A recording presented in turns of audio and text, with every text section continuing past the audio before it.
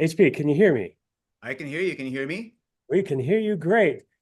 You may not hear all the clapping here, but guys, let them know how you felt about the movie. Thank you. Thank you so much. The microphone is really shallow, so you may not hear all that, but you see There's it. good noise suppression. It was like a silent film, but I could see it. Thank you for Yeah. being so animated. And we've got you on the big screen up there. Man, it is so beautiful to see you. It's been a long time. Been a And while. this movie is so good. Oh, thank And you. it's just really a masterpiece. And I always tell people that you're one of the most talented people I've ever known, and I've seen all of your films, and I've liked all of them. And you know, as I'm watching this, I really had no questions whatsoever to start this. I started towards the end. I started thinking, what am I going to ask HP? So, can you tell me a little bit just about the origin of the film, and then we could just like turn it over to students. So this is the first film that I directed that I didn't write. Oh, okay. The lead actor, Grant Rosenmeyer, he's also the lead producer, and he came across this screenplay that was called The Real Recipe for Human Flight. And he'd been toying with the idea of talking to me about this, but I don't. He didn't know how to because I think he was just we had a relationship that was really just an Instagram relationship. We just kept like throwing hearts and emojis at each other because I was the guy who did Coleman the Musical in his eyes, and to me he was the kid from the Royal Tenenbaums. He played Ari. You know, he was one of Ben Stiller's kids in the Royal Tenenbaums. Okay. And finally, what happened was he saw my film I Am a Ghost, Right. and he reached out. He was like, "Hey, could you do that to this script?" Now, I didn't know what that meant, uh, and I don't know who in the class there and Dwayne. I think you've seen I Am a Ghost. It's very Oh yeah. much, it's a horror film, you Yeah. know. And so he's like, just give the script a read, and I read it, and I'm like, I want to know your take. Because I'm coming from a very specific place right now, Grant. And that place, if I could be really honest with you guys, was this was kind of, in the middle of like the height of the pandemic, and I was going through something. A lot of us had lost people to COVID, Yeah. and I had just lost two friends, and I told them I'm in the middle of grieving, and if I could be completely honest with you, um, if you want me to be part of this production, you got to let me put my stamp on this. Like I will totally respect the screenplay, but like, I got to put my stamp on this. That's just kind of how it goes. And everybody who was involved, like from the production company, Vanishing Angle, to Grant himself and the producer, or one of the boots on the ground producers, Tina Carboni, they were like, no, that's what you should do. Yeah. And again, I'm like, oh, I'm entering new territory. I'd never worked with Hollywood actors before. I'd never been a director for hire. I'd never directed something I hadn't written, and I'd never not edited that, and I'd also never not scored it either. Like I'm a musician. I love just doing all the music. And I think like by the time we all hit set in Massachusetts, like all of a sudden everyone's like, yeah, why don't you just go ahead and make this an HP Mendoza film? So I composed the music, I edited, and and I even I all the scenes that you see that are on video, Yeah. that are shot with a phone, those are all my writing. It's basically I got to inject myself in the form of these like phone videos. And yeah, we suddenly had this thing on our hands where we had Paul Raci, who had just been nominated the year before for the Academy Award for Sound of Metal. Yeah. And that was so new for a lot of us. And for the record, I'd never really been accepted to a top tier festival. I've been to them and they've praised my work, but I've never actually like Right. premiered at one, right? Right. So, Yeah. we got into Tribeca with that, and I guess, as cliche as this sounds, I guess the rest is history. Yeah.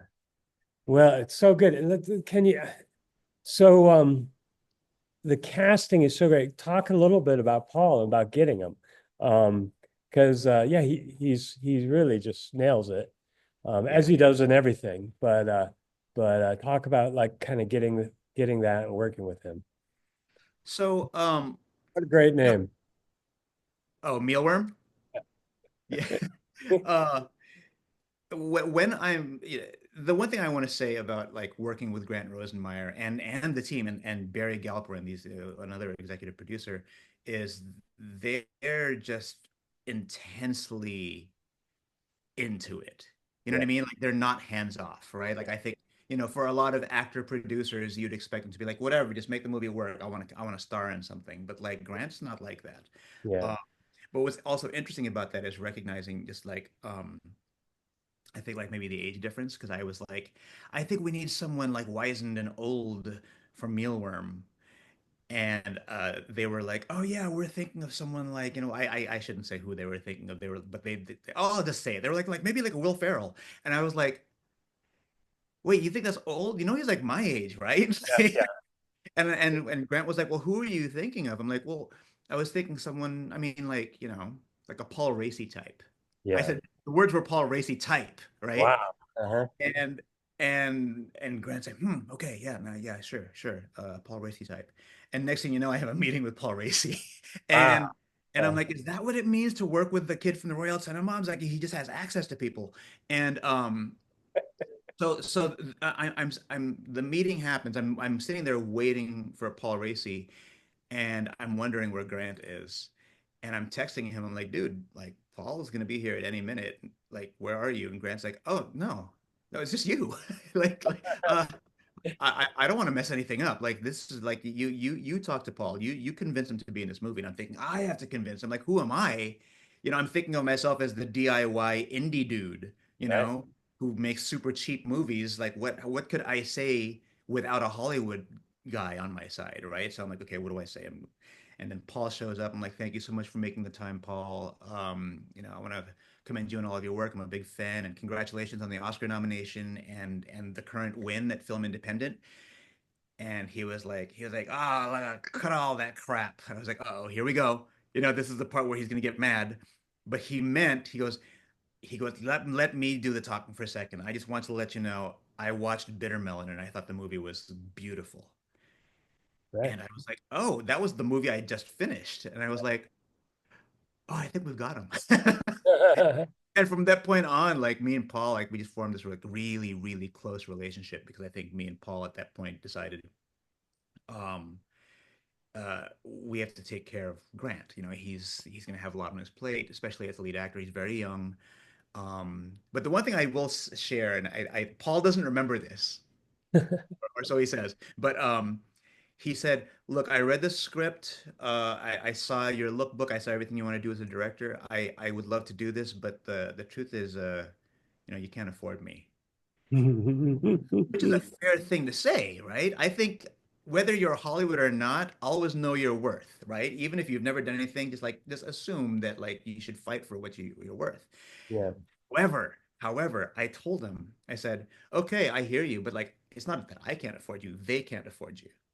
And he Right. had kind of cocked his head. He was like, well, what do you mean? Oh, look, I made a speech bubble. Um, I said, yeah, I'm a director for hire the way you'd be an actor for hire. So you really can't talk to me about money. You can't talk to me about the about the SAG. Um, That's new for you. yeah, it's new for me because I'm usually like the guy.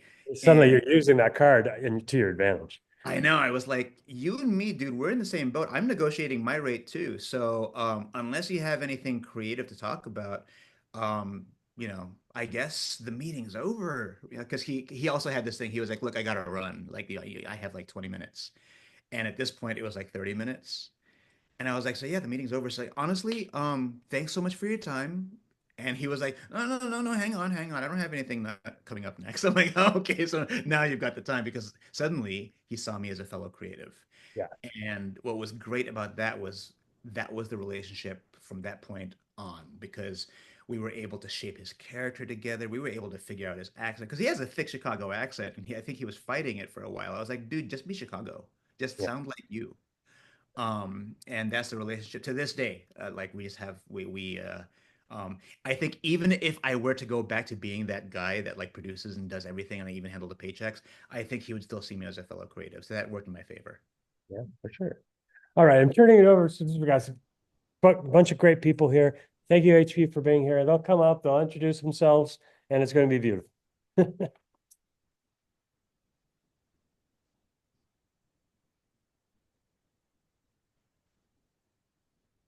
Hi. Hi. I'm Kiara, and I Hi, just Kiara. wanted to ask, like, what was the most like challenging and like your favorite part of the creating the movie? Hmm. Most challenging. Most challenging. Boy, the whole thing was challenging, especially like, hmm. This is okay, real talk. I I would say the most challenging thing that I had to get over was walking into this space, right? Doing a movie for Vanishing Angle and Chicago Media Angels. These are all outfits whose movies I've seen over the years, right? Like I'm seeing these movies as like, oh yeah, they make real movies, right? And it was a very interesting thing for me to like repeat that to myself and say, well, what do I mean by that? Like I'm making a real movie, right? But I think what I saw was me walking onto this set in New England, right? Like I'm thousands of miles away from home. I'm thousands of miles away from home, and I'm seeing myself as the queer brown dude, you know, and who's made nothing but brown media or queer brown media, whatever, right? And here I am walking onto the set with like Academy Award nominee Paul Raci and and a Tenenbaum, and Maggie Grace from Lost and slash Taken and Lucy DeVito. That there's a DeVito there, right? But then I had to like repeat to myself, I'm like, wait a minute, Lucy DeVito, she took the job because she also saw Bitter Melon, which is my Filipino American movie. Paul Raci took it because he saw Bitter Melon, my Filipino American movie. And so what happened was after a while, and when I say a while, I mean like one day. Like it was a like after day one, after the first day where I was just like I had like I was just like trembling because I'm like, I just want to make sure I don't mess anything up. After like four takes of a scene, everybody was kind of looking at me like, yeah, well, what do you want? Whatever you want. I was like, huh. So I could easily say, oh yeah, the coffin scene was really hard because of how we had to shoot, or the mountain was hard because we actually were 3,000 feet in the sky. And those are the answers that I've been giving over the past year when people ask this exact question. But like now, in hindsight, I think the most challenging thing was getting over myself. I think there was this moment where I'm like, I don't have anything to prove because I was hired the same way Paul was hired, the same way that amazing art director was hired, the same way that amazing makeup person was hired. And really, if I get in my own head and I start second guessing myself and even start doubting myself, then I'm not doing my job. Does that make sense? Yeah. All right. Thank you. Sure.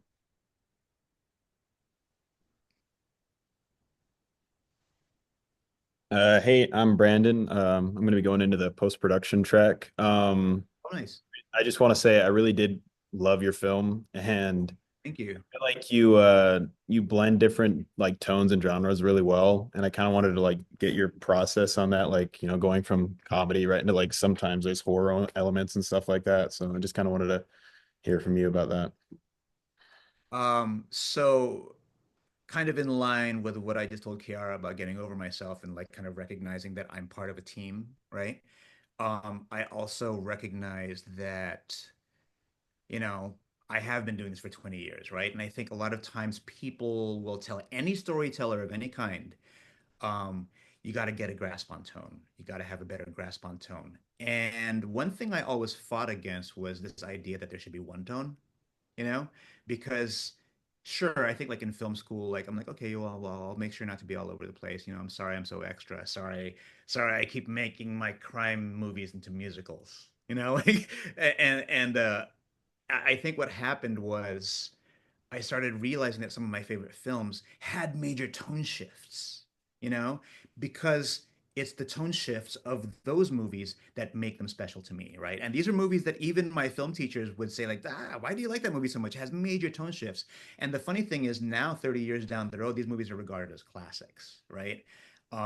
So when I get on set for A Secret Art of Human Flight, um, I was like, let's talk, everybody. Like before we start rehearsing each scene, I want to make sure that all these lines feel natural coming out of your mouths. If not, let's make it natural. But for it to be natural, we also have to talk about the intention of each scene. Can I start? Right. And like they're like, please, you're the director. And I was like, I want to say this. I don't think it's necessarily that funny that he gets thrown into a coffin. Right. Like, I also don't think it's necessarily that cute that somebody would go on the dark web, order a book, and then some dude shows up at your house. Right. And I said, these are the things that we can get away with if we can just say, yes, this is cute. Let's make it cute. But I was like, does anyone else find that scary? Right? Anyone else think that's scary? That this is I know it's supposed to be a buddy film, but can this be a buddy film slash home invasion film? And I started pulling up references like of my favorite home invasion films and my favorite horror films. And and at that point, I think the producers from Vanishing Angle, they were a little worried. They're like, "Where are you going with this? Why? We just saw the scene you just directed. Why is it so scary?" And they had trepidation, as they should, right? They were just like, yeah, just you seem tonally all over the place. So when they saw me going quote unquote all over the place, they're like, can you just shoot some extra versions of this as alternates that are like maybe not so horrific or not so sad, or maybe some things like that I decided would be funny, and they're like, can you make a not funny version of that? They were like trying to like rein me in, right? Totally get it. That's a producer's job.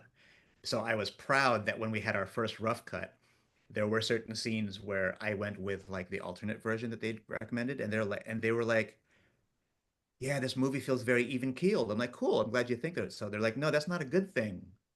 Like we want some spikes. Have you considered using some of those more horrific takes?" And I felt like I won because I was like, "Yeah, see, you know what?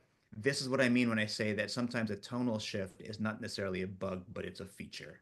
Like why not embrace it? I mean, like I feel like you can go to Ranker or even like BuzzFeed and look at like the top 10 films that have the craziest tonal shifts, and they're all masterpieces. Yeah. So for me, I kind of feel like, sure, if you are the kind of person that wants to make something that's very middle of the road and like, and I don't mean that like no shade, right? I don't mean that with any shade. I mean, but if you are the kind of person that wants to make sure that you please everybody, then by all means, watch your tone.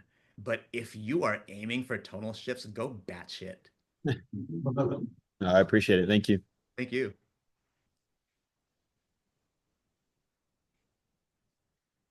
Sweet. My name's Carson. I'm just taking some prereqs right now. Hoping to get into the cinematography track. Oh, Um, nice. so hopefully it works out. And I agree with everybody else and what they've been saying. Like I love the movie. I love the themes and a lot of the different aspects and how it plays into just everyday life. Um, Yeah. I think my biggest question was just like how you come up with those creative ideas. Because I feel like it's a lot easier to have the passion and the vision. It's a lot harder to come up with the genuine ideas and how they can you can take aspects of your own life and your own feelings and just like applying it all together. So I guess just like what advice you'd have for those creating creative ideas. Um, I'm again gonna come from a very real place. I think I spent the past 20 years always directing stuff that I've written, and there will always be that'll always be a little bit fraught because at any given moment when I'm directing a movie, no matter if I'm working with non-actors or if it's a low budget film, I basically say this is how I say this is how I teach direction. You say action, and after you yell cut, if it doesn't feel like it looks like a movie, you make corrections and yell action again.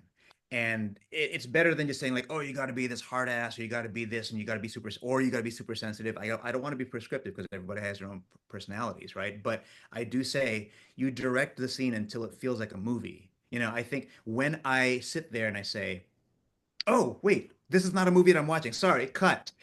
I know that we're in a good place, right? So for me, when I'm directing my own stuff that I've written, I'm like, cool, that feels like a movie. Cut, we got it.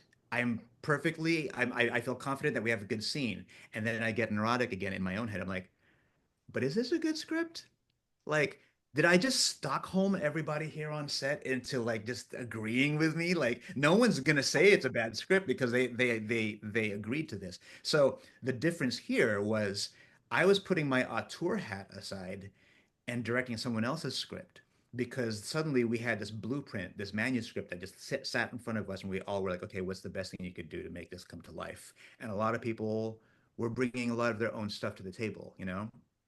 And for me, I thought to myself, if I don't inject myself into this, then I'm doing the script a disservice, you know, because we're all doing our best here. So for me, it unlocked things that I don't think I ever gave myself permission to do, because when I was directing my own scripts, I was like, I'm working with like investors, right? I have like, especially when I was in my 20s, I had like investors breathing down my neck, and I had to prove to them, I was like, oh, I can be mature, I can be classy. And how funny now, 20 years down the road, I'm kind of like, oh, well, I kind of just want to do whatever I want. And and the reason why I still feel like there's restraint in that is because my guardrails are the script. So I guess for anybody that's directing, and by the way, I'm also talking to DOPs, like about DOPs, DPs, like, even when you're directing photography itself, right? Um, Remember that if you're working with someone else's material, that kind of gives you even more free reign. You know what I mean? Does that make sense? I hope I don't think I've ever verbalized it this way. I think I said this to my DP because, of course, we were both in the same set and it made sense. But does that make sense? Yeah, yeah, that makes sense. That's good. Appreciate it. Thanks.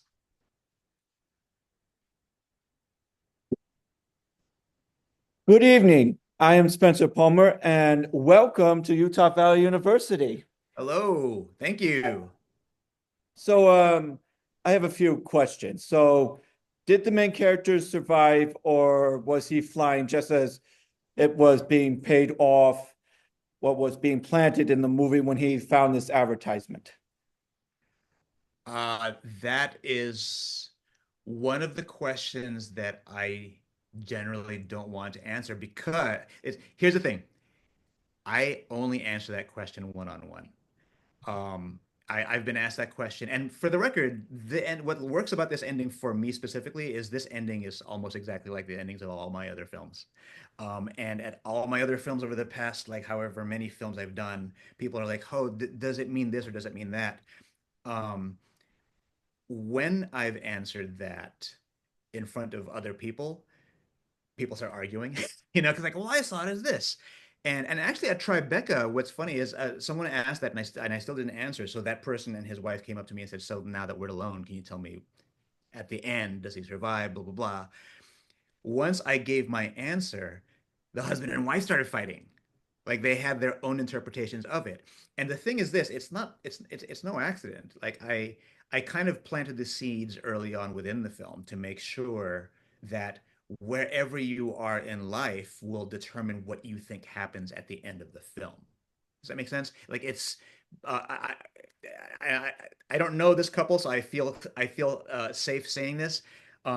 She made this comment. She was like, "Oh, that is just like him to be such a pessimist.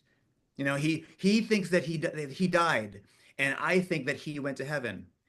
And I said, "Well, I'd have to be a real asshole to choose one of you to be right now." Like I'm just really happy that both of you guys are talking about this, because I do like making Rorschach endings. You know, we're about to re-release my first film in theaters right now. It's a musical. It's a sing-along, and the ending has the same thing, where people have always walked up to me and they're like, "Well, what does that ending mean?" And the funny thing is, this is coming out again 17 years later. It's a weird anniversary, but 17 years later, this film is coming back out again. And people who were so sure that the ending meant one thing, now that they've lived their life and have grown up, or they've gotten old and they watch their kids go to college, now they think the ending is the opposite. And I think the same thing can be said about Secret Art of Human Flight. Oh, I thank you. The reason for asking is because last semester we asked the director of Windrunner, and she said that yes, the main character's house burned after she decides to ditch the house and take her friend's advice to get out and explore something new. And while I was watching this film, it reminded me of the movie Ordinary People, where a young man was going through thoughts of a loss of his older brother, and he realized he couldn't bring himself to do it. And so this was the same thing that happened. Do you agree? I agree. I mean, and also, whoa, Ordinary People. I mean, it's an amazing film. It's a very mature film. And I think for me, with the ending of Secret Art of Human Flight, what's interesting is this. I don't think Jesse Orenshine, the screenwriter, would mind me saying this. The very first draft of the film had Ben run up to the edge, look out at the vista, and say, the view is beautiful from up here. And it cuts to black. And I get the sentiment. I get it, right? But I don't know how long ago that was written. I kind of feel like, well, in 2020, because this was 2023 when we were shooting this, I was like, in 2023, there are so many indie films that have that exact ending. I mean, one could argue even a Hollywood film like Birdman has that ending, right?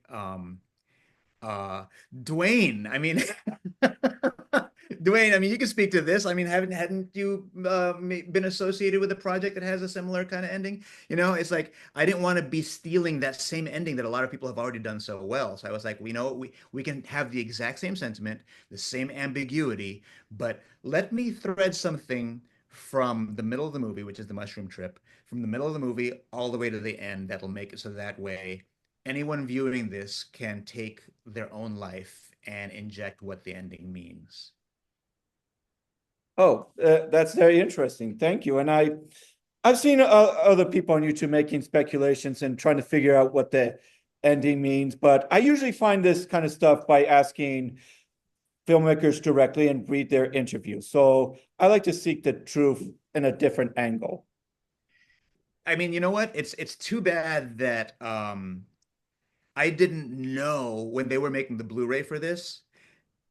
I think like the distributor was like, oh, we don't want to bother the director, we don't want to bother people, like let's just get this thing made. And the whole time I'm like, boy, why aren't they bothering me, right? And then like after the Blu-ray came out, like one of the people at the company was like, yeah, it would have been really nice if you made a director's commentary. I'm like, I would have done that, and I would have said the ending, because at that point it's one of those things where it's like if you're watching the commentary, you're probably watching it alone. So again, if anybody wants to talk the ending with me, I'm on social media, slide into my DMs. I will talk about it, but I will never say anything publicly. Okay. And okay, I got some other people who are waiting for me, so I'm going to let them answer their questions. So thank you for coming. And No, Wayne, thank you as well. thank you so much, Spencer. You're welcome. Have a good night. You too.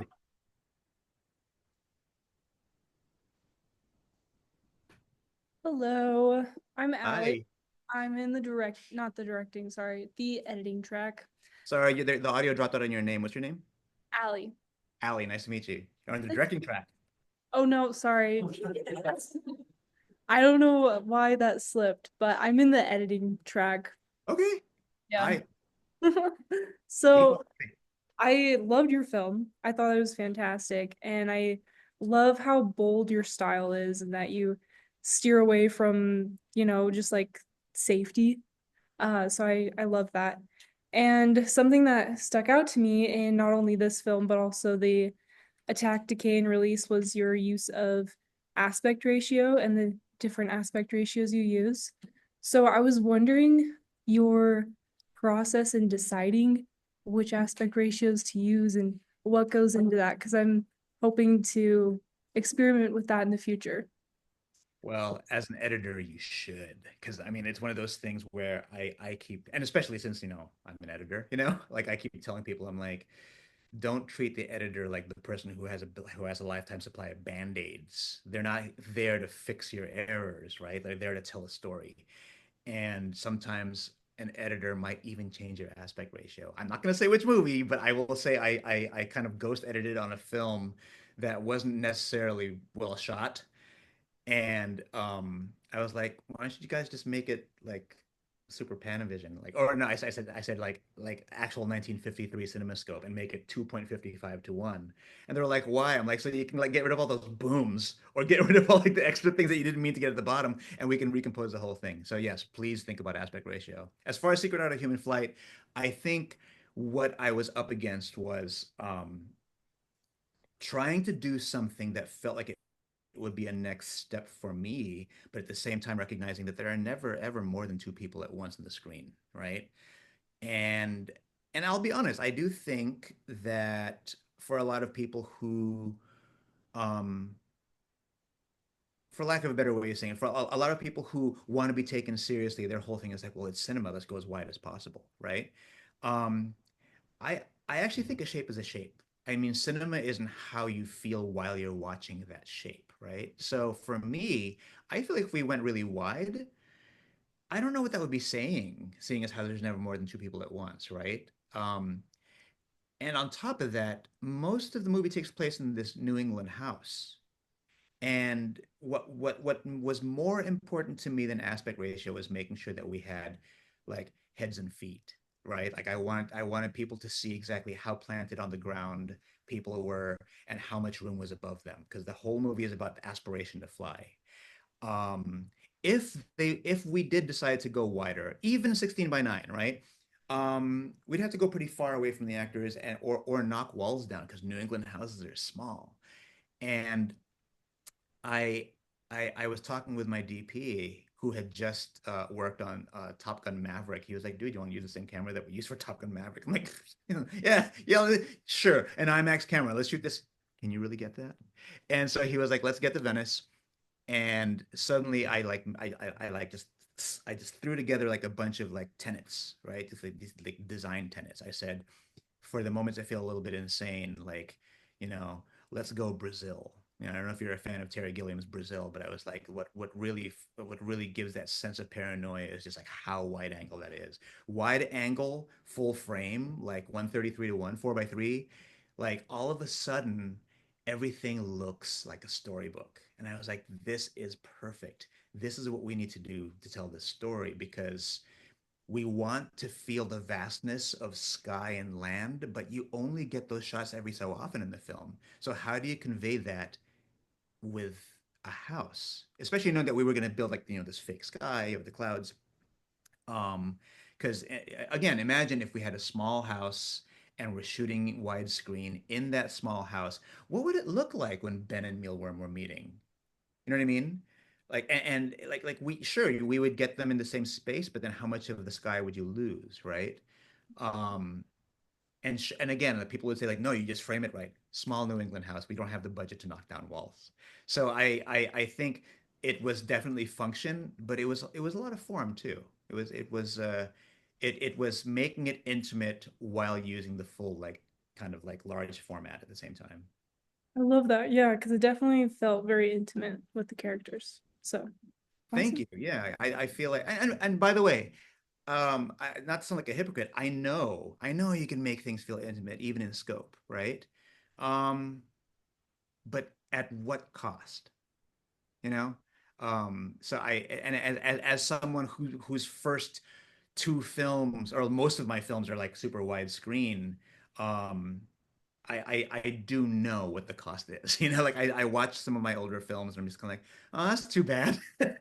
Like there's literally like we want the intimacy of two people crying in a room, but like now we're so aware of these walls that mean nothing in the film, you know? So I'm glad that you feel like that is intimate, because that's what I wanted. Yeah, definitely worked. Well, thank you very much. Thank you. Have a good night. You too.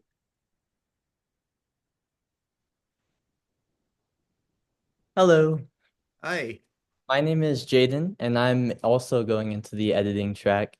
And I Hi. just want to say that your movie was awesome. I really enjoyed it. Thank Uh, you. I have a lot of things I would like to know, but um, I don't know. To not waste your time, I'm just gonna ask like, I don't know. How was it? So I know that you've worked on like smaller films, and this was like your first like bigger film with like all this and that. What was it like being on set and like actually shooting this? Was it different from your other films? How was that like? Um, so uh like I was telling Kiara earlier, after I got over myself on day one. And when I say got over myself on day one, I mean like scene one, like the first scene. You know, I was just like, oh my God, I'm on a big set and all these people are here. And once I realized that I was still getting what I wanted, and even more so, I was just getting what I wanted for someone else's script, I was kind of looking around and everyone was just kind of looking at me like, are you happy? Are you happy? And I was like, oh my God, we're all asking each other if we're happy. So once I got over that, I felt so free, and and I wanted to pass that on to everybody else, right? Because I think even though this was a bigger set, I think a lot of the other people who were on set there, for them it was also their first big movie, you know? And they were just like, don't piss off the director. Now, I don't know what they're used to, but like as far as I'm concerned, film's a collaborative art, and I just wanted to make sure everyone had like some ownership on this. So like as far as like how different was it, by the time we all formed a relationship, it felt like the smallest film I'd ever done. And I know it's a weird thing to do, but I think a lot of it had to do with um, how specific this set was. I will say that because we all lived with each other because we had COVID officers. This was during COVID when we shot this, so we had to bubble. We had to live with each other. We lived in that house, and like then when it got to the point where we had to do crazy things to the house, that we had to like paint it and repaint it a lot to like fit schedules for actors. Then we moved out and we all moved into this Christian camp, a summer camp, and we were the only people in this Christian summer camp. So we were with each other, and there was something really special about that. It was kind of like it was a beautiful thing that happened against all odds and will probably never happen again. So I will say this. Yes, it was the biggest thing I'd done, but it felt really small. So my goal moving forward onto bigger projects is to make everything big feel as small as that. And when I say small, I mean intimate. And when I say intimate, I mean like achievable. Like all of a sudden I felt like I was looking around at all these random people who were just assembled and we all believed in each other. And yeah, I think you should always strive for that. Well, that's really interesting actually, because it's like almost backwards of what I would expect. That's awesome. Yeah, I mean, I think so. I'm gonna say it because when she sees this, she won't mind that I said this. Stefania Medeiros, she did makeup and hair for the movie. Mhm. Uh, on Paul Raci's last day, it was a really intense day because we're in this prison, and it was a really oppressive feeling, and no one liked being in the prison because it just felt spooky. And I had this side note. I had a tenet to all people in art, to the art director, everybody in costuming. I was like, I know we're in a prison, but can we pay respect to mental health and not make it look like they're in a prison? This is a facility, And everyone was down, and they kind of liked how kind that was because I think everybody on set was also very kind, and I think that was novel for people, which is mad to me that it's novel that you encounter kindness. So what happened was Stefania had just finished doing Paul's makeup for his last scene of the movie ever. So it was like it was loaded. Everything about this moment was so kind of emotional, And she did it, and she was happy with what she did. She turned around and like she dropped everything. She like dropped her palette. She like everything like went clanging, right? Oh And no. I like ran over the Marcus, our DP ran over, two producers ran over, and they're like picking up all this stuff. Like, oh my God, are you okay? And she's like, oh yeah, yeah, I'm totally fine. And we all like shoved it back in her arms. And she's like, thank you, thank you. And she just kind of walked off. And then she spun around and she just screamed. She's like, this is the nicest set I've ever been on. And it was nice to hear her say that. And it was also kind of sad because I was just like, what are we used to? You know? Mhm. And what I like about that, and this is where I want to give somebody her flowers because she deserves it. Tina Carboni, who was the boots on the ground producer for Secret Art of Human Flight, um, she's made it her goal to be about like making film sets more humane. She produces so many movies. Go to her IMDb and just look at what she's done. So since Secret Art of Human Flight, she's produced 5 features and directed 2. You know, so like she's like the real deal, right? Like people, she give her flowers. And like I one thing I love about it is she wants to kind of revolutionize like the attitudes on set, and like I want to do that with her. And I think like the bigger you go, the more you should aim for that. That's awesome. That is awesome. Well, thank you. There are a bunch of other people in line, so I'm gonna let them go. Thank you so much. Thank you. Good night. Good night. Hi, my name is Michael Helm. I'm in the directing track, Hi, Michael. and I'm also a musician. And Nice. What do you yeah, play? I play piano mostly and some other things, but not really much anymore. So, so like you, I try to plan sometimes I plan out the music before I make the film, you know? And I read in an article um that you compose on set sometimes with your actors and you talk to them about the music and stuff. And that's something I want to do. And I was wondering if you could talk about your process with that a little bit. And also if there's any other directors you know about that you've studied that do the same thing with, you know, music and preparing it beforehand. Um, I don't I never really actively looked for other directors who plan ahead musically, even though I know that there are some directors that I like who do think musically as they direct, right? But the truth is, a lot of that information isn't readily available. You know, I think we're kind of set up to make directors look enigmatic, you know? So like whenever you see like some of your favorite directors, like when like they might just be walking around and talking with a cup of coffee, but then once they see there's a photographer, they go into this pose, you know, or they're directing. And like I never get insight into like how other directors do their thing. So it's really funny whenever I find out, whenever I do meet a director and I'm like, hey, how'd you get that musical moment? They're just like, oh, that was luck. Right. And and so for me, since like the first feature I worked on that I didn't direct, but I wrote, composed, and starred in was a musical. And then the second movie I got to do was the first one I directed, which is also a musical. And I will say that movie, it's in re-release right now. We're doing a sing-along tour, and I'm proud of it because it's my first film. But I watch it now and I'm thinking to myself like, boy, I overplanned, you know? Because I was like, I don't know how much of that was me like trying to prove that I'm on a tour, or how much of that was just me being super nervous. I wanted to plan every little thing, right? And I'm actually going to be posting to Instagram like my first animatic that I just did with like pencil in my hands and just I planned the credit sequence. It's animation, right? Like I kind of overplanned it, and I'm glad that people like it, but at the same time, I feel like did I leave room for serendipity? Did I leave room for like the happy accidents that happen on set? There are some happy accidents, but for the most part, what I'm watching is a first-time director doing everything exactly the way he wanted it, which is not necessarily a good thing. So with Secret Art of Human Flight, again, since I didn't write this and it's not a musical, I was like, okay, whenever I do something that's not a musical, I still want to treat it like a musical. You know, like I'm like, okay, I think musically, I think in beats, you know, and actors think in beats, right? So even if an actor doesn't necessarily think of themselves as a musical theater actor, because they're thinking of beats, I say, hey, let's pretend we're doing a musical number. This is a set piece. This is a musical number.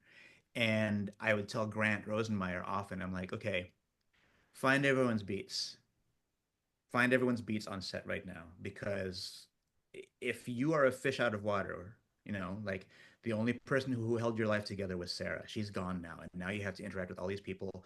You're floundering. Like what does this even mean for your life right now? What is the rhythm of life for you now that your rhythm, now that your metronome has passed away? Find their beats. Whatever actor you're with on set in any given moment, find that person's beats, make music, right? And boy, he was game. I was so glad that everybody on set was so game to just do that, because it even got to the point where at certain on certain scenes, I would be saying action, but also I feel like I'm in a band all of a sudden. I'd be like five, six, seven, eight, or giving four counts. And it led to this great thing where I'd say, "You're alone, Grant. What are your beats?" And he did this thing where he was trying to draw a pigeon, and the pigeon flies away, and he kind of like I said, remember, give me a good harumph, because there's no dialogue here. Let's lean into the physical comedy of this, but find your beats. And so he did a harumph. He closed the notebook and he threw it down. And I was like, what are you doing there? He was like, I don't know, man, I'm finding beats. And right away, I envisioned this like tango, right? And from that point on, I was like, I'm going to use your beats for every scene in this montage. So like everything that had to do with the bird, I was like, you gave me, I didn't come up with that. That's you. I'm making this consistent so I can actually compose something later.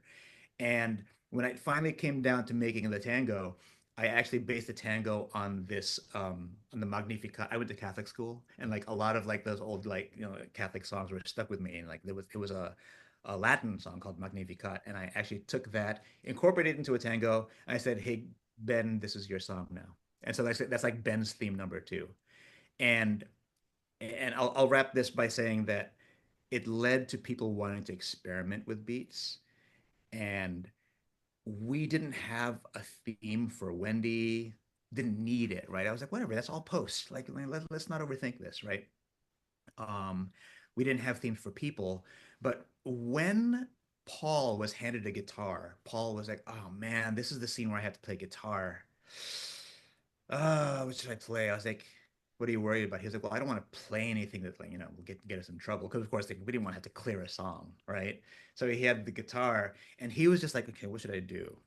C, G minor," and he was just like, A minor, F, and he was just like, "What do I have?"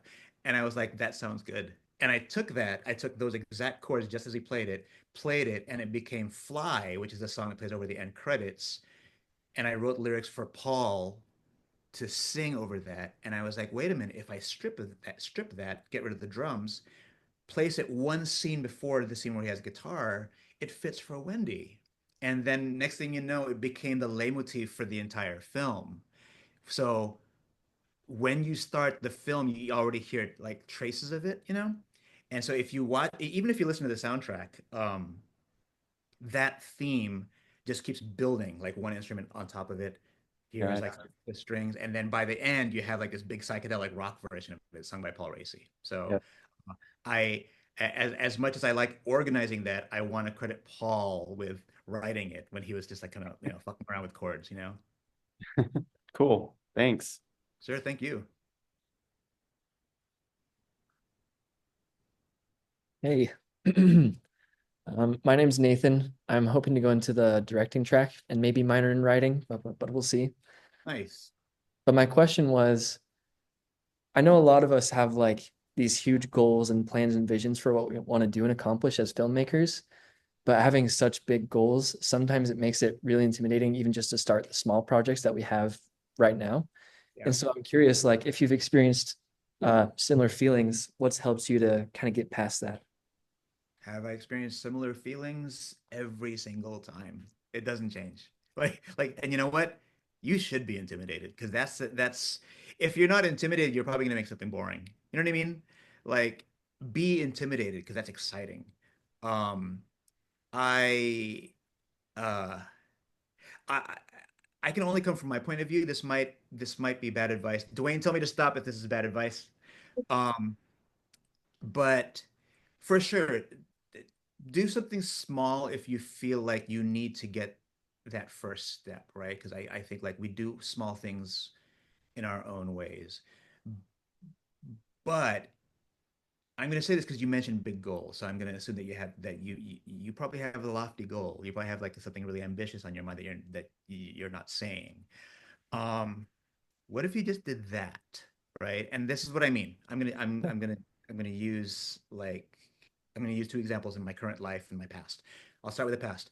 Everyone's like, oh yeah, no, for your first film in film school, everyone's like, yeah, sure, you want to do a musical, but like maybe make like a horror short first. Maybe do like or even if it's a feature, do like a short feature, like just 74 minutes, a 74-minute horror. That's how you cut your teeth, and then you learn how to work with people, you learn how to work with the camera, and that stuck with me.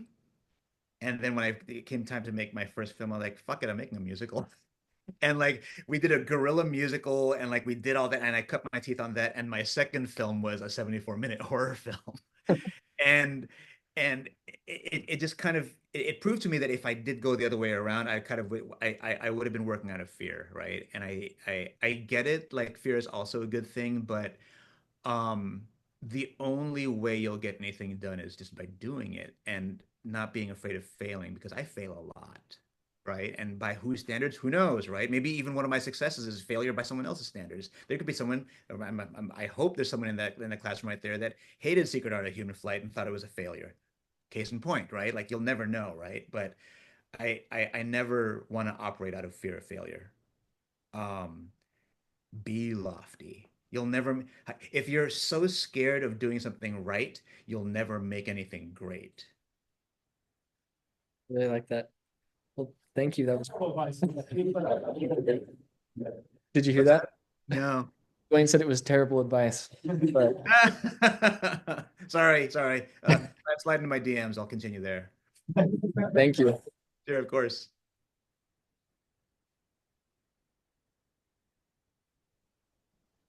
Hello. Hi. My name is Elena. I'm in the directing track as well. Good. Nice. Nice to meet you. First of all, I just wanted to say I have been admiring your setup this entire time. Your whole backdrop is phenomenal. And Oh, this setup. yes. All of this back here, I've just been absolutely obsessed with. Oh, Uh, thanks. yeah. Yeah, this is my office, but I also like I'm building two arcade machines. So Yeah. that's like my fight. I have two fighting sticks over there, and this is my retro device, and then I have a PS5 here and a Switch. Yeah, anyway. Yeah, No, that's it's so cool. Um, but yeah, kind of I'm a really big VFX nerd actually, and I'm really big into visuals. And something that I noticed about this one right off the bat is how homespun and practical it is. And I just wanted to say that I think that it was absolutely gorgeous and amazing and a delight to watch. And I was just kind of wondering, like, what made you decide to go that route with it? um so one of the things that was said by multiple producers and investors independently of each other, like some of them didn't even know each other, but they all said the same thing was in the wrong hands, The Secret Art of Human Flight could feel like the tritest, blandest movie, right? And I said, I agree, because it's one of those things where, yeah, we all go through grief, but sometimes people want to handle it in a safe way, right? And I had already shot myself in the foot by saying, let's use wide angle lenses and shoot at large format, right? So at that point, I'm like, well, let's make use of it. And I'm going to give Marcus Menzer his flowers here because, oh, it was so weird to meet someone and feel like all of a sudden, like, oh, wait, did we grow up together? Like there was something about it, we just clicked, right? And so like he also was aware of my work and he'd seen my previous work. And so he just kind of had this thing where he would like, oh, also like everyone had their own cabins, but Marcus and I, we shared a cabin. We had different rooms, but we shared a cabin so we could like spend like our nights storyboarding, it's like doing experiments with things, right? And one thing that he would do is just kind of listen to my wishes or listen to my whenever would start something with wouldn't that be crazy if, right? Because um most of my movies are homespun, like all the visuals are very homespun, like and like very mixed media, even like Attack the K release is very mixed media, and he'd seen that too. So there was a moment we're having lunch with the entire crew, and he was kind of talking to someone else about how, oh, HP has this idea of frames within frames. He wants the first half of the movie to have lots of right angles and frames within frames. That's why the movie has like all these doorways in the very beginning and framed pictures and whatnot, and locked, right? Like everything's on sticks or it's or on a rig, and then by the time Mealworm shows up, like there are fewer frames and there are a lot of handheld shots, right? Um, and that was as rigid as I wanted to go with my tenets. But then, like, we started playing with that. And one thing I said to Marcus was over lunch, I said, I think because we're going frames within frames, um, maybe just like underexpose a little bit for the very first shot of the film, because I think what I want to do is I want to build masks. I think I'm going to take that shot and I'm going to build masks to mask out each of the rooms, so that way it looks like the lights are coming on one by one. Hmm. And he was like, yeah, or we could just do that on set. I was like, can we? And he's like Rowan, and like the gaffer comes over and he's like, yeah, what's up? And so he takes my iPad. He was like, could you do this? And he started turning off the layers. And Rowan was like, that would take this.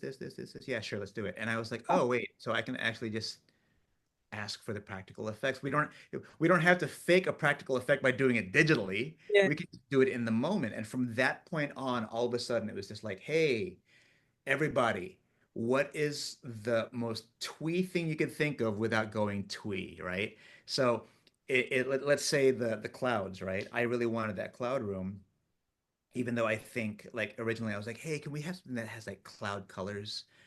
And the art director was like, or we could have clouds. I'm like, sounds good to me. And so our best boy, this was so great. I didn't know this was happening. Basically, he had this idea after he saw that Rowan, our gaffer, had all these like remote controlled lights. He like shoved one into one of the clouds and said, "Wouldn't this be cool? Like if like one of the clouds glowed?" And Rowan, I mean, bless her, this is great, like looking out for me, right? She's like, HP would never go for that. That's too much. That's just way too much. And he's like, "Can we just try?" And I didn't know this was happening behind me. And all of a sudden I heard Rowan say, "HP, turn around, take a look at this. What do you think?" And I think Rowan was expecting me to say, like, "No, nix it." And I saw this glowing cloud. I was like, "Oh my God, I just came up with sound design and a song for that. Keep it." And Rowan was like, "Okay," right? And at Tribeca, this was so great. I leave the bar and Rowan and our best boy are standing out there having a cigarette. And Rowan was like, "I have to admit to you, I never wanted that. But I see it now on the big screen. And God damn it, Tom Henderson was right." And and I was like, "Yeah, see, like you can be twee. You can, everything's a toy." So I think once it became everyone's tenant, it gave everyone like free reign to just kind of, for lack of a better word, I know this sounds diminutive, but like everyone had kind of, like permission to be cute. Yeah, right. Yeah, it sounds like your set had like this like mantra of like, wouldn't it be cool if? And that sounds absolutely phenomenal to work Well, around. you know what it is I just kind of feel like I remember what it was like being on set, like and being a PA, and not wanting to step on toes or whatever, but also just knowing back when I was PAing, it's like watching a director and thinking to myself, one day I'll be that, right? So here I am on set for Secret Art of Human Flight, and I'm just assuming that everyone on set will one day be my boss. You know what I mean? Like everyone's gonna rise the ranks. And I feel like you should treat everything like that. Treat everyone around you like at one point they will be your boss and they probably have a bunch of great ideas. And I think a lot of them are still shocked to this day that at every festival I've gone to, I've like mentioned their names. I'm like, Tom Henderson came up with the cloud. Rowan came up with that cloud. And it's because no, there is no lone genius, just people who steal credit. Does that make sense? Yeah, the audio just went out, but thank you so much. Thank you. It's back. It's back. We're good. Okay, good. Hey, HP, we've got, hold on. Sorry. Hey, we've got one more. Is that cool? Sure, yeah. Hello, my name is Easton. Hi, I'm Easton. a director of photography track, or I guess the cinematography track. Nice. I am curious about what your relationship with your cinematographer was. Well, you heard a little bit there. Yeah. If I were to expand on that, oh man. There's like there's lots of footage of just that you can see what our relationship was like. It was so Grant, this is great. Grant, the lead actor, Hmm. and lead producer, he we were so close for the first few weeks. And I think I didn't even realize how close we were getting because we were just we were with each other every minute of the day because he's producing, but I'm also talking to him about his character. And when Marcus showed up, I dropped Grant like a hot potato. I was just like, like I'm at my DP side now. And Grant's like, "I'm so jealous." He's like, I can't believe I'm feeling this way. I'm jealous. Like you guys are running around. You guys look like kids. You guys are like laughing and like running around. What are you guys doing? I'm like, well, I'll show you. We just shot the whole movie where I play all the roles. Like I played him, and like there's a very rough version out there somewhere. I don't know. Hope maybe we'll put it out someday. But it's a really funny version shot on an iPhone. It's a funny version of Secret Art that's just me. And a lot of that had to do with the fact that you know I I should backtrack. Um, Marcus was also impressed that for I Am a Ghost, which is the film that got me this job, it's my second film, so it already was old at the time. But Marcus took a look at that, and I was really insecure because I was the DP on that film, right? It was a very it was my homage to Ingmar Bergman, so it looked like a Bergman film, blah blah blah. Me being pretentious, right? And here I am working with some dude who just came off of Top Gun Maverick. I'm like, okay, I hope he doesn't ever find out that I tried to be a DP at one time, right? But then he told me he saw it and he said he thought it looked beautiful, and he even paid homage to certain scenes from I Am a Ghost with Secret Art. And I was like, oh my, I was super flattered, right? And I was like, you want to do that? Sure. And at that point, I was like, wait a minute, he really trusts my eye. Maybe we should just do this together. And so at that point, we were um, like it was always me and this iPad Pro that I was always sketching into, right? And storyboarding on the fly, and then animating on the fly because I did the animatics, and he made this joke. He said, I can't say who the director is, but he said, you know what's great? I love being able to communicate with you on like at any level. Like when you're really busy and you're just kind of like mumbling, or when you're super verbose because you want to be there. Like I'm glad that we can just communicate this way, because there are a lot of directors who will just like take an iPad and just draw a scene and say, do this. Yeah. And I said, well, I'm kind of doing that, but I'm doing it with you. So it's funny because that became a thing, this running joke of like how he worked with this director one time who just couldn't communicate. He would just like draw and say, just do this. And I think this was after a drunken night. By the way, we partied every night. Like because when you live with each other in a camp, it has a summer camp vibe. And I honestly I didn't want to stop that. Like the actors want to party with the crew. Yes, let that happen every night. You know what I Yeah. mean? Like Paul Raci and Lucy DeVito are like partying with me and the prop master and one of the PAs who is his first film he'd ever worked on. We're just partying. So one night we might have partied too hard, and the next day I think we were just kind of like groggy. And I think Marcus forgot how a certain shot was supposed to be. And that's the shot on top of the car, like when Ben jumps over the fence and it cuts to black, and then we just see him, and you hear that audio cue, which is paging Dr. Wiesner, which is supposed to be the cue that lets you know that he's inside the facility. That's my voice, by the way. It's me pretending to be a voiceover. And I said, remember, it can only be beige, in this 4:3 frame can only be beige because we hopefully that could look like he could be anywhere. And so he gets on the car and he's shooting down handheld, and I see the grass. I'm like, nope, to your left. He's like, how's this? I'm like, I see the car door mirror. He's like, uh, what was this supposed to be again? And I was like, and I just took the iPad and I drew the frame and I said, just do this. And the whole set started laughing because it was exactly what we said we would never do, but in a good hungover drunken moment, it was what was necessary. So I think like the way I would describe the relationship I have with Marcus is we were just kind of like kids who just wanted to put on a show. Does that make sense? Like I mean, we could talk the talk. We knew exactly which lenses we were going to do. We knew they were coded lenses. We could talk like pros, but for the most part, we were just there saying like, wouldn't it be cool if dot dot dot? And that's the relationship. I don't know how to label that relationship. It's just the wouldn't it be cool if relationship, I guess. Yeah. Yeah, that's super cool. Yeah. Thank you. Thank you so much. That answered my question. Of course. Thanks for watching the movie. Honestly, you guys, I'm just chuffed that you guys are even like giving the movie this time. This is great because it's such a small movie, right? Like it's we didn't like push this movie onto the masses like big budget movies have. So I'm just happy you guys watched it. Yeah, of course. Yeah, thank you. Seriously. Thank you so much. Of course. Not only did they watch it, but a lot of them have watched Bitter Melon and Fruit Fly and I'm a Ghost. They've been watching Okay. just to prep. Hey, before I let you go, two things. One, first, were you referring to Surrogate Valentine with that movie with that particular ending? Was that what you're thinking of? It depends on where you are in life, Dwayne. No, let me tell you. No. Let me tell you. That's good because that ending is actually my absolute favorite ending. I mean, my favorite cut, my favorite single cut I've ever made, because that ending, it was scripted and filmed with Go getting in the car and driving away, and yeah. I cut the end and I said no, let's cut it here. And That was you? yeah, I had to Why choice? I had to argue with Dave for a long time. He was fighting it, and so I'm very proud of that. So Wow. It's funny because I always said like it's because it leaves you with such a stark feeling because it cuts, right? Yeah.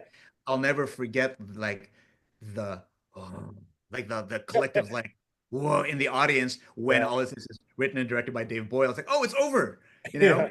Yeah. And again, it's one of those things that I think is so powerful, right? Like when done right. And I think in that case, in Surrogate Valentine, it's absolutely done right. I think. But I feel like for this movie, I don't think that was. Yeah. I still think it has a similar ending, right? It does. Yeah, it does. Yeah. I still But think there's so much more. Yeah. well, I think it still asks, will he or won't he? Did he or didn't he? But I think it's funny that you're saying it's Surrogate Valentine because I was talking about something else. Oh, what were you talking about? Super powerless? No. Tell Yeah. me. You have to tell me. Yeah. It's. I mean, like it's. Um, I think about the trailer for Super Powerless, right? Right. And Yeah. The trailer um, for Super powerless. Yeah, for sure. and I love. I don't know if you remember. I mean, you must have gotten this at least one of the Q&As. But I remember people saying like, "Oh man, so what happens?" I'm like, "Watch the movie, dude. It's a trailer." Like, but I love like people just like we're so piqued by that, you know, Willie or won't he, Right, you know? for sure. Yeah. Hey man, well, last thing I have to ask you, can you give me a smile and let me take a screenshot so that we can post that on a little thumbnail?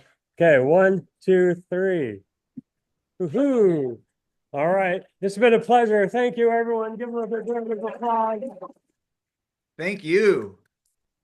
Send me that screenshot too. Tag me if you put it on social media. I will. I will. I'll show you. We put it up on YouTube. So yeah, I'll do that. So thank you, HP. It's so great to see you. So great to see you too. Thank you so much, everybody. Bye-bye.